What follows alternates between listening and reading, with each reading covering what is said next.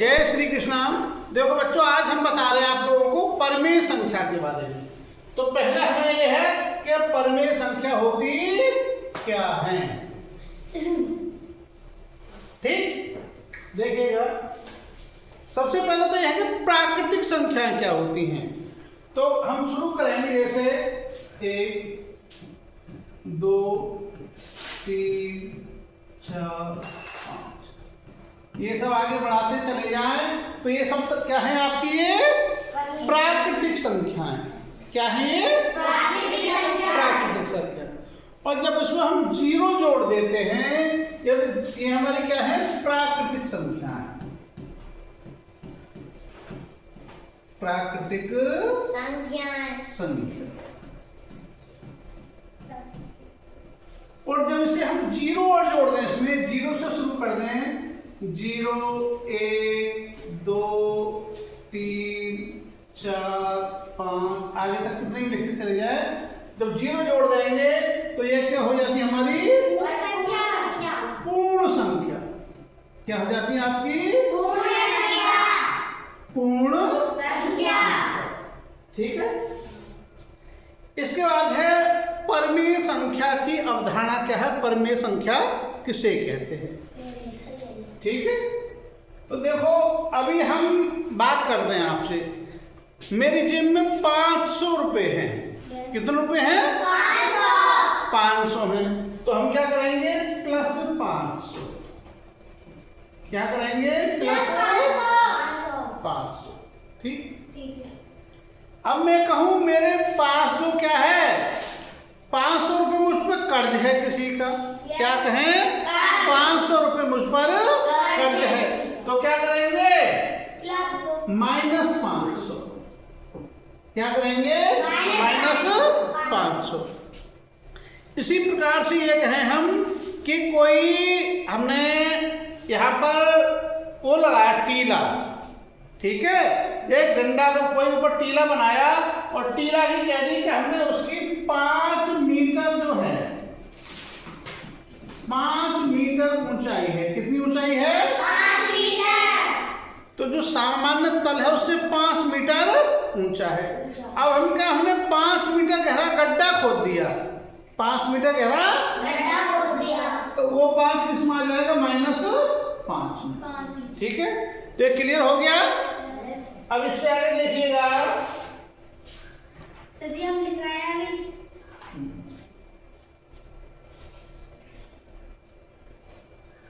एक होती है परमेय संख्या और एक होती है भिन्न। पूर्ण संख्या का मतलब हो गया। देखो पूर्ण संख्या का ये होता है जैसे अभी हम पूर्ण संख्या की बात कर रहे हैं यदि कि अभी हमने गिनती करें कि यहाँ कितनी गाय हैं। तो कितनी गाय होंगी 2 होंगी 4 होंगी 10 होंगी। ठीक है। या कितने बच्चे हैं तो पूरे बताएंगे ना। तो वो तो हुई पूर्ण संख्या। ठीक है। ऐसे तो नहीं कह सकते कि 2.5 बच्चा है या 3.5 बच्चा है। कह सकते हैं नहीं कह सकते। और एक होता है भिन्न। क्या होता है हमारा भिन्न। भिन्न का मतलब क्या होता है देखो। भिन्न का मतलब होता है कि मेरे पास 200 रुपए हैं। कितने हैं मेरे पास 200 रुपए हैं। ठीक है। और 200 में से 50 रुपए मैंने किसी को दे दिए तो ये आगे ऊपर 50। क्या हो गए 200 में से 50 दे दिए 50 हो गए। तो 200 पे टोटल को प्रदर्शित करेगा। टोटल रुपए कितने हैं 200। 200 में से 50। या अभी तुम यहाँ पर बैठे हो, मान लो 25 बच्चे बैठे हैं। कितने बच्चे बैठे हैं 25। और 25 में से हमने माना 10 लड़के हैं। 10 कितने हैं लड़के। तो ये कुल को प्रदर्शित कर रहा है कुल कितने बच्चे हैं उनमें से ये इसको प्रदर्शित कर रहा है उनमें से कुल कितने लड़के हैं। ठीक। किसी प्रकार से हम दे सकते हैं। ये हमने ये बनाया आपका और इसके हमने इस प्रकार से 4 भाग कर दिए। कितने भाग कर दिए 4। तो जो एक भाग को प्रदर्शित करेगा इसके लिए इसका मतलब हो गया 1 और बटे कुल भाग कितने हैं हमारे 4। तो 1/4 ये हो गई भिन्न। अब एक चीज का ध्यान रखना है हमें। यदि कोई कहता है कि भिन्न में और परमेय संख्या में, जो परमेय संख्या जो होती हैं वो पूर्णांक के रूप में भी होती हैं और भिन्न के रूप में भी होती हैं। जैसे हमारी पूर्णांक हमने लिखा 2, तो ये क्या है हमारी परमेय संख्या। हमने लिखा 4, ये भी हमारी परमेय संख्या। और 0 भी तुम्हारी परमेय संख्या है। 0 भी क्या है, एक परमेय संख्या है। इसी प्रकार से हमने लिख दिया -5, तो -5 भी क्या है, परमेय संख्या है। हमने लिख दिया -8, तो -8 भी क्या है, परमेय संख्या। परमेय संख्याओं के लिए हम भिन्न के रूप में लिख सकते हैं। परमेय संख्याओं को हम भिन्न के रूप में लिख सकते हैं। जैसे अभी हमने लिखा 3/5, तो ये भी क्या है हमारी परमेय संख्या। हमने लिखा यहाँ 7/12 है, ये भी क्या है हमारी परमेय संख्या। हमने लिखा -7/12 है, ये क्या है हमारी परमेय संख्या। हमने लिखा -5/13 है, ये क्या हमारी परमेय संख्या। हमने लिखा यहाँ पर 8/-11, ये क्या हमारी परमेय संख्या। हमने लिख दिया -13 और -15, ये भी हमारी परमेय संख्या। तो ये बात आपको ध्यान रखनी है कि जो परमेय संख्या को हम P/Q के रूप में लिख सकते हैं। और P/Q का मतलब क्या होता है, P/Q का मतलब होता है भिन्न के रूप में लिख सकते हैं। लेकिन जो Q बराबर है, क्या है, Q बराबर है 0 नहीं होना चाहिए। जो यानी कि जो हर का मान है वो 0 नहीं होना चाहिए। ठीक है। अब एक चीज निकल के आई यहाँ पे, हमने कहा कि जो परमेय संख्या हैं उनको भिन्न के रूप में लिख सकते हैं। क्या सभी भिन्न परमेय संख्या होती हैं या सभी परमेय संख्या भिन्न होती हैं, उस पर बात करते हैं। देखो, जो भिन्न होती है वो सदैव धनात्मक होती है। कैसी होती है, धनात्मक। जैसे अभी हमने लिखा 3/5 या 5/8 या 8/11, ये लिखे हमने। तो ये तीनों क्या है, भिन्न है। भिन्न भी है और परमेय संख्याएं भी हैं। अभी हमने लिख दिया -3/5, तो क्या ये भिन्न है, नहीं, क्योंकि माइनस के रूप में आ गई, तो ये भिन्न नहीं है। अभी हमने लिख दिया 3/-5, तो क्या ये भिन्न है, नहीं है, और परमेय संख्या है। -3/-5 परमेय संख्या तो है लेकिन भिन्न नहीं है। इसी प्रकार से -3/5 परमेय संख्या तो है लेकिन भिन्न नहीं है। इसी प्रकार से मैंने लिखा -3/-5, तो क्या ये भिन्न है, भिन्न नहीं है, बल्कि परमेय संख्या है।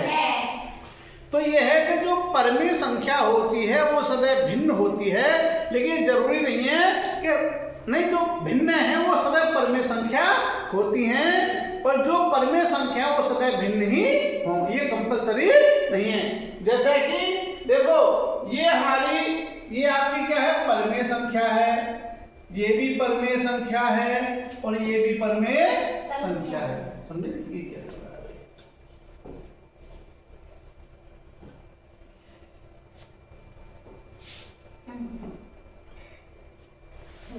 ये तीनों हमारी क्या है, परमेय संख्या है लेकिन भिन्न नहीं है।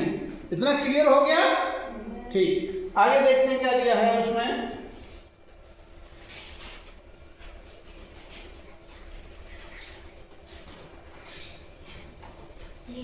इसके बाद है आपका संगत संख्याएं। क्या है, संगत संख्याएं। संगत संख्याएं क्या होती है, देखो समझिए।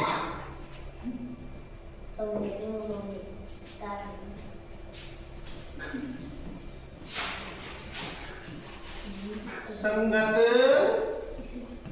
संख्या, बात नहीं, देखिएगा। संगत संख्या मैंने लिखा कि 3/5, तो 3/5 की संगत संख्या क्या होगी? देखो -3/5 ये भी संगत संख्या है, 3/-5 ये भी संगत संख्या है, और -3/-5 ये भी संगत संख्या। क्या होगा? उसके यदि हम चिन्ह बदल दें, अंक वही रहें, तो वो किसमें आएंगी? संगत संख्याओं में आएंगे। ठीक है, 3/5 की क्या हो गई? -3/5, 3/-5 और -3/-5। ये क्या हो गई आपकी संगत संख्याएं। इसी प्रकार से मैंने लिख दिया मान लो 7/12, तो 7/12 की संगत संख्या बताओ क्या क्या बनेंगी? 7/12 की संगत संख्या बताओ क्या क्या बनेंगी? देखो -7/12 हो जाएगा नहीं? और 7/-12, और ये क्या आएगा? -7/-12। ठीक,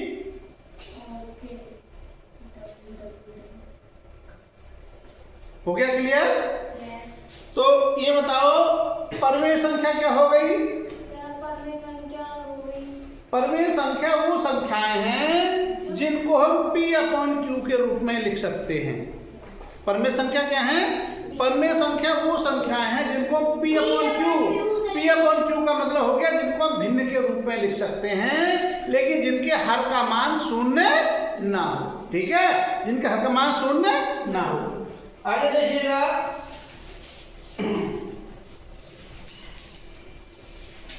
अब इसने दिया है, देखो बुक में दे रखा है कि कुछ पूछिए उसने कि सभी भिन्न परमेय संख्याएं हैं। 5 परमेय संख्या लिखिएगा। क्या लिखवा रहा है? 5 परमेय संख्या लिखिएगा। और सबसे पहला इसमें जिनके अंश ऋणात्मक पूर्णांक हो तथा धन धनात्मक पूर्णांक हो। जिनके अंश जो है ऋणात्मक पूर्णांक हो तो बताओ क्या क्या होगा? माइनस में लिख दो कोई भी अंश, -5/7 या -8/15 या -13/27। कुछ भी संख्या लिख देंगे, लेकिन उसको अंश को क्या लिखेंगे हम? ऋण के रूप में। दूसरा दिया है अंश धनात्मक और हर ऋणात्मक, इसी को बदल दें तो होगा 5/-7, ये भी हो गई, या 8/-15 या 13/-27। ये कैसी हो गई? जिनका अंश धनात्मक है लेकिन हर जो है ऋणात्मक है। और ये तीसरे अंश और हर दोनों ऋणात्मक हो तो इसमें दोनों ऋणात्मक हो जाएंगे। -5/-7, -8/-15 और -13/-27। क्लियर हो गया इतना? आगे देखिएगा वो, और ये मैंने बताया था, ध्यान देगा 0 भी हमारी क्या है? परमेय संख्या है। 0 क्या है हमारी? परमेय संख्या है। और 0 ना तो धनात्मक परमेय संख्या है ना ही ऋणात्मक है। कैसी भी से हम नहीं मानेंगे। ठीक,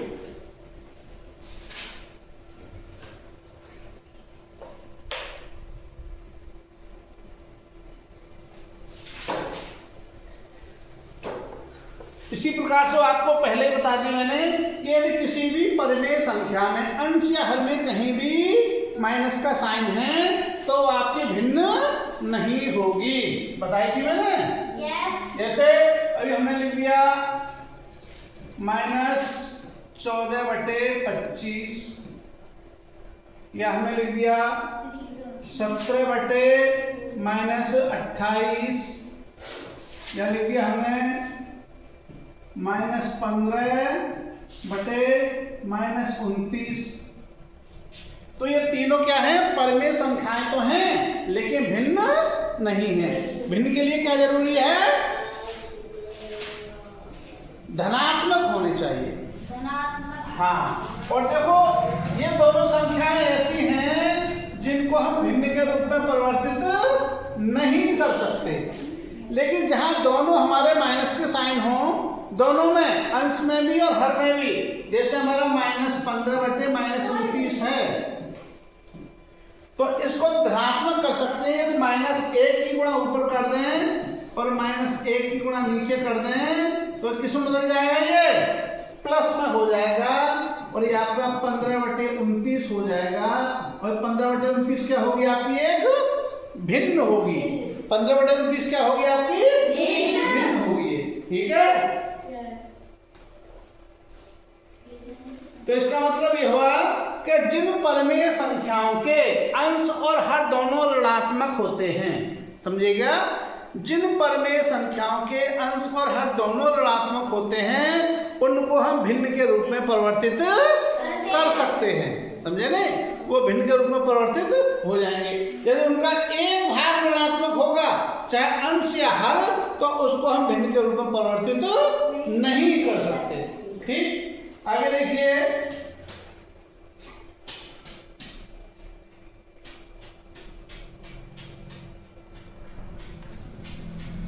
और जिन संख्याओं को हम P/Q के रूप में नहीं लिख सकते, जिन संख्याओं को भिन्न के रूप में नहीं लिख सकते, वो क्या होती हैं, आपकी अपरिमेय संख्याएं होती हैं। वो कैसी होती हैं, अपरिमेय संख्याएं होती हैं। एक दिया है इसने इसके साथ में, एक पूर्णांक को भिन्न परमेय संख्याओं के रूप में लिख सकते हैं। देखिएगा, एक पूर्णांक को विभिन्न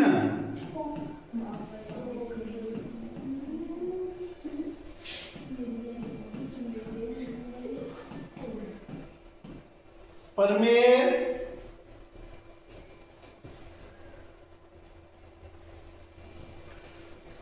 संख्या के रूप में लिख सकते हैं।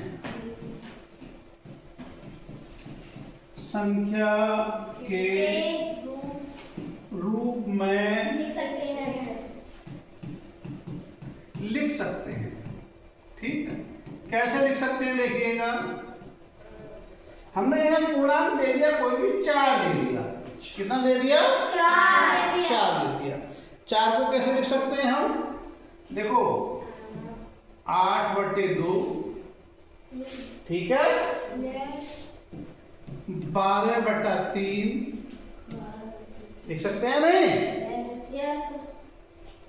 16/4, ठीक, -20/-5,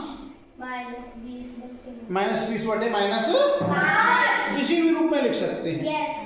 इसी प्रकार से मान लो मैंने लिख दिया यहाँ -6 लिख दिया मैंने माइनस का, तो कैसे लिख देंगे, देखो -12/2, ठीक है, -18/3, -24/4, हो गया नहीं? या हमने लिखा 30/-5, या यहाँ लिखा 36/-6। तो एक इसी रूप, इसको हम बदल के इस रूप में भी कर सकते हैं। तो किसी पूर्णांक के लिए क्या दिया है, एक पूर्णांक को भिन्न परमेय संख्या के रूप में भी हम इसे लिख सकते हैं। ठीक है, आगे देखिएगा, किसी परमेय संख्या के अंश तथा हर को एक ही शून्येतर पूर्णांक से गुणा करके समतुल्य परमेय संख्या प्राप्त होती है। कोई भी संख्या है हमारा, उसमें गुणा करेंगे यदि, तो परमेय संख्या जैसा कि उसमें हमने क्या किया,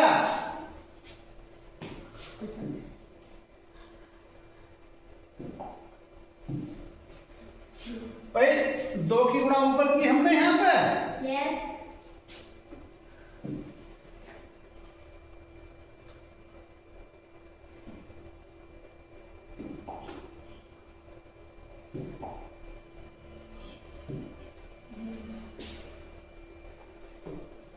और 2 की गुणा नीचे की थी इसमें, समझे नहीं?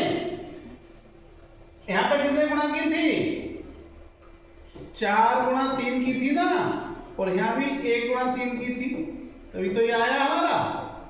यहाँ पे 4 गुणा 4, 1 गुणा 4, 3 के ऊपर गुणा 3 के नीचे, 4 के ऊपर गुणा 4 के नीचे। इस प्रकार से हमने की, तो इस प्रकार से ये हमारा आया। आगे देखिएगा, किसी परिमेय संख्या के अंश तथा हर में पूर्णांक शून्य से गुणा करने पर उसके समतुल्य परिमेय संख्या प्राप्त नहीं होती है।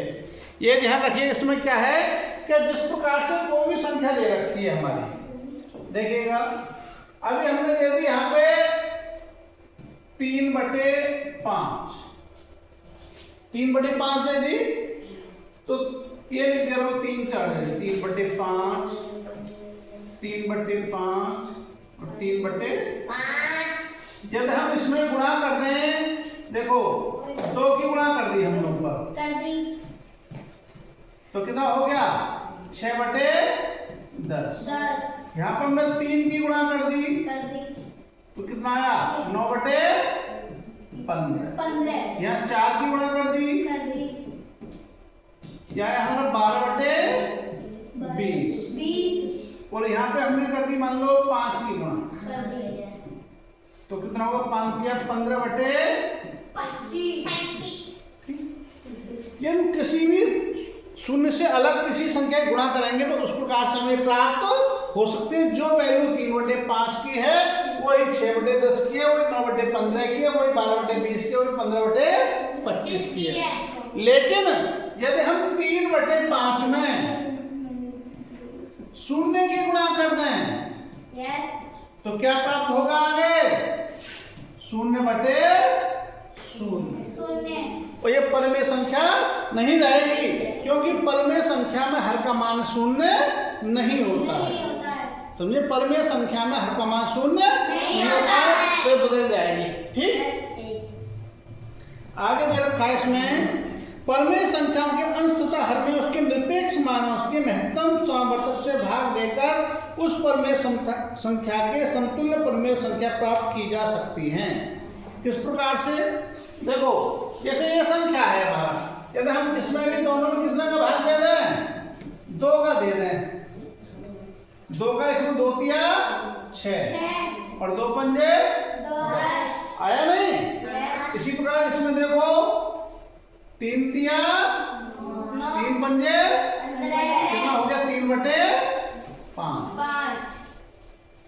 और 4 तिया 4 पंजे, कितना आया 3/5, 5 दिया 5 तिया 50, कितना आया 3/5। तो इस प्रकार से यदि हम वो समान अंक से भाग दे करके भी उससे और प्राप्त हम कर सकते हैं।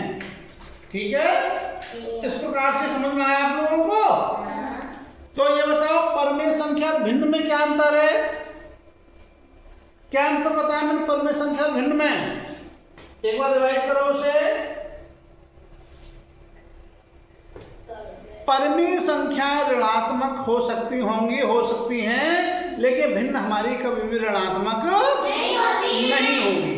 समझे नहीं, जब ऋणात्मक होगी तो भिन्न नहीं हो सकती। और परिमेय संख्या क्या है कि जिन संख्याओं को हम P/Q के रूप में लिख सकते हैं, कोई भी संख्या है जिसको हम P/Q के रूप में लिख सकते हैं, P/Q, और Q का मान हमारा जो है क्या नहीं होना चाहिए, 0 नहीं होना चाहिए।